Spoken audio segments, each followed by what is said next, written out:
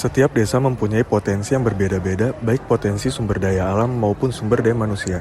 Sumber daya alam bisa meliputi kekayaan alam dan keanekaragaman hayati, serta keindahan alam yang asli dari desa setempat, sedangkan sumber daya manusia adalah penduduk, masyarakat, dengan keanekaragaman sosial, budaya, dan pendidikan, pekerjaan, serta adat istiadat yang dimiliki desa termasuk seni budaya lokal. Seperti halnya Desa Plumbon, mempunyai sumber daya manusia yang cukup dan sumber daya alam yang melimpah.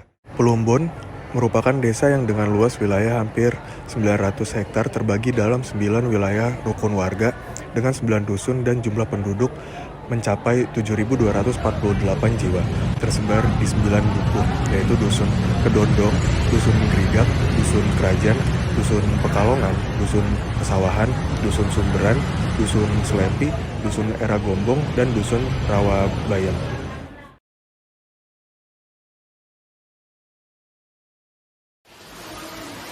Menurut Mbah, pengertian hukum itu dideskripsikan kayak gimana sih di Kebumen ini, khususnya Kampung Plumbon ini?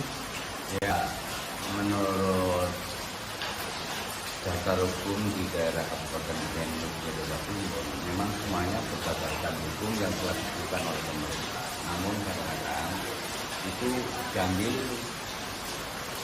suatu hukum yang adat yang berlaku di daerah atau desa itu. Sebab kalau tidak mengambil arah alur dari desa itu, nanti akan timbul masalah baru yang akhirnya termasuk meresahkan daerah.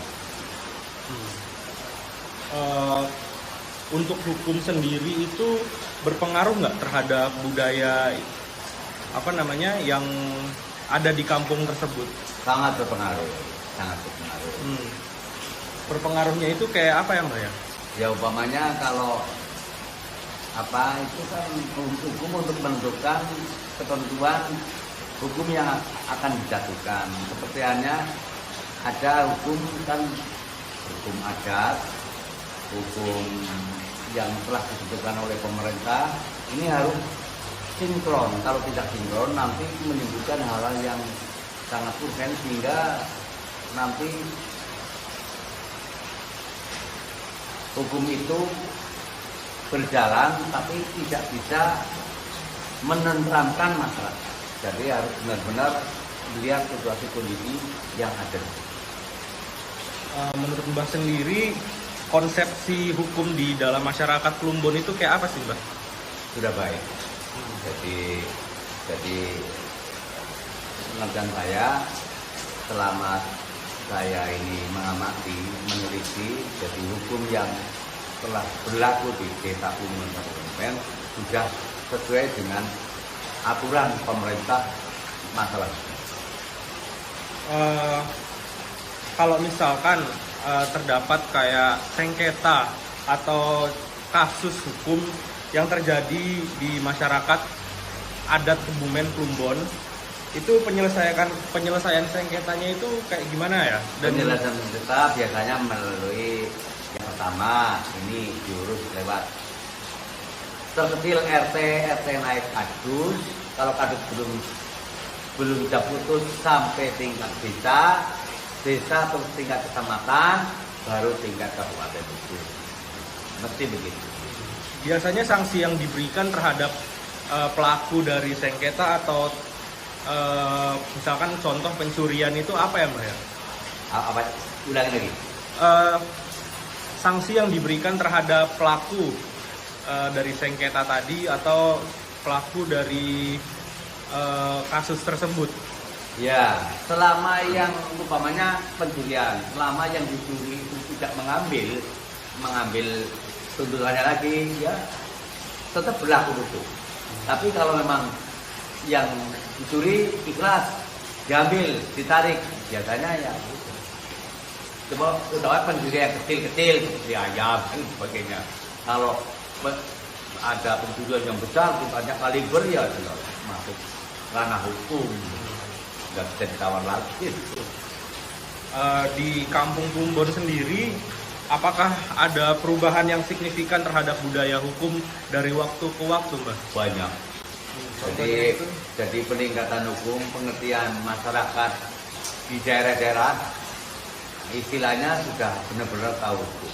Jadi karena sadar hukum mengenai konspirasi hukum memang sering, sehingga masyarakat ya sudah banyaklah perubahannya signifikan sekali.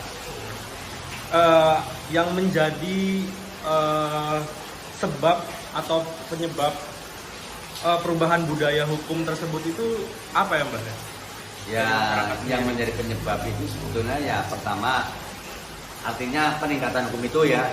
Jadi banyaknya pengertian-pengertian, banyaknya anak muda sekarang yang sekolahnya sudah tidak seperti dulu. Sehingga ranah hukum atau aturan-aturan hukum dari pemerintah ini bisa masuk ke anak, mungkin ini anak muda generasi penerus, sehingga bisa memberikan pengertian pada yang belum tahu, sehingga akan tahu. Itu aja Mbak. Kasih banyak Mbak. Ya, sudah. Ya. Menurut Mbah itu pengertian hukum itu dideskripsikan kayak gimana sih Mbah? Iya, hukum itu dideskripsikan untuk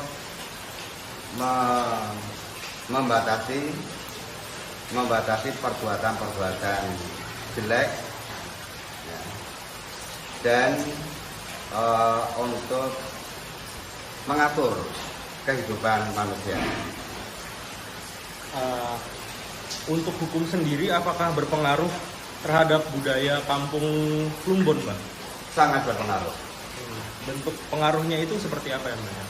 Yang pertama, antara kondisi lingkungan dengan hukum, ya itu sangat berbeda.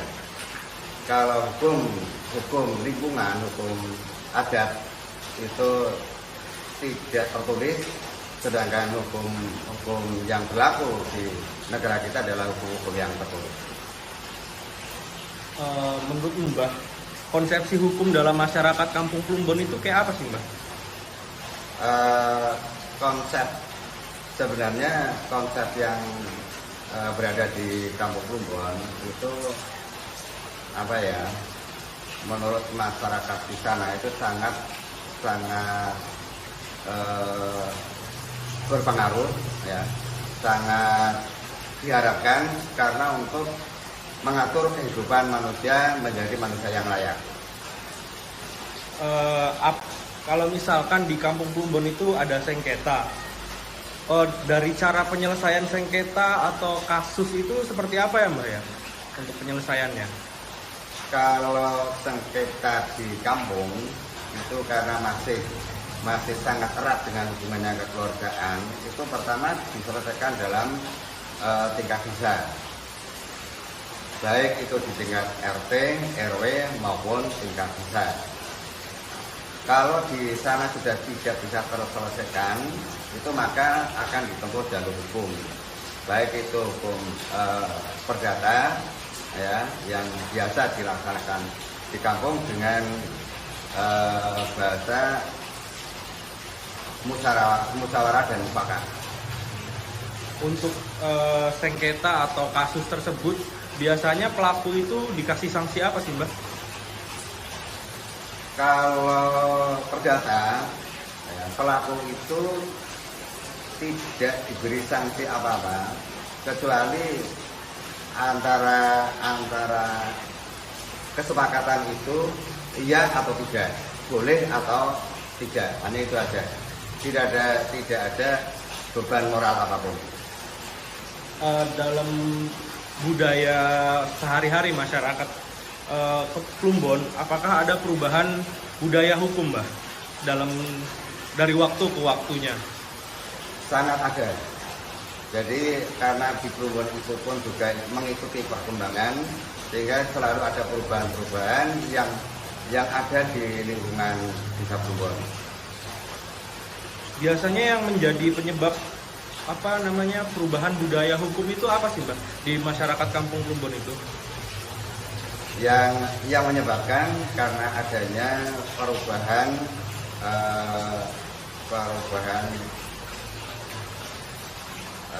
pendidikan, ya, pendidikan utamanya, sehingga mereka itu sangat mengikuti perkembangan yang ada di zaman sekarang.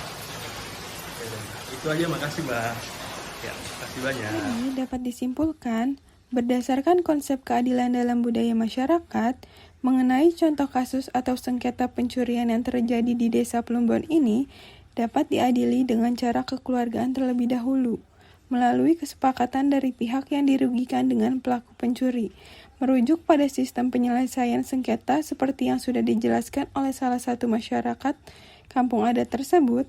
Maka teori hukum yang sesuai digunakan pada masyarakat adat tersebut adalah teori keadilan dalam adjudikasi, yang mana teori keadilan dalam adjudikasi ini berpusat pada pertimbangan dan interpretasi hukum yang manusiawi, di mana sebelum mengadili, dilihat terlebih dahulu kondisi dan keadaan si pelaku.